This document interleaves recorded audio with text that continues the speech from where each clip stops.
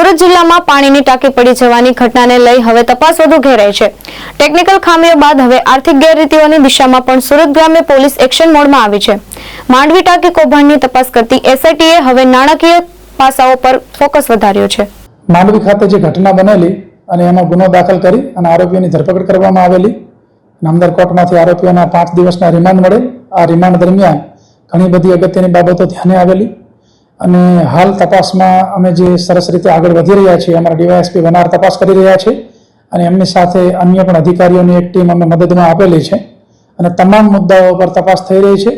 એમાં ખાસ કરીને એમની જે ટેન્ડર પ્રક્રિયા છે એ સિવાય જે ટેકનિકલ બાબતો છે સૌથી અગત્યની તો એમની વિજિલન્સ વિભાગની ટીમ અને એસવીએનઆઈટી ટીમ જે છે તો એસવીએનઆઈટીની ટીમ અને વિજિલન્સ વિભાગની ટીમ દ્વારા અલગ અલગ પ્રકારના સેમ્પલ્સ લેવામાં આવેલા છે।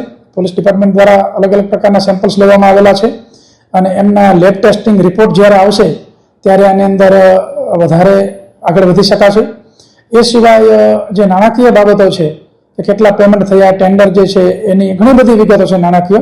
તો નાણાકીય વિગતો માટે એના એક્સપર્ટ તરીકે ચાર્ટર્ડ એકાઉન્ટન્ટને લેવામાં આવ્યા છે તપાસમાં અને ચાર્ટર્ડ એકાઉન્ટન્ટ જે છે એ એમને તપાસમાં મદદ કરશે અને ઘણા બધા પુરાવા મેળવી આપશે એ અમને વિશ્વાસ છે અને આગળ એક પણ મુદ્દો બાકી ન રહી જાય તપાસનો અને ખૂબ સરસ રીતે તપાસ થાય અને આ ગંભીર ઘટના જે છે એમાં તમામ પ્રકારના યોગ્ય પુરાવા મેળવી નામદાર કોર્ટમાં ચાર્જશીટ કરવામાં આવશે।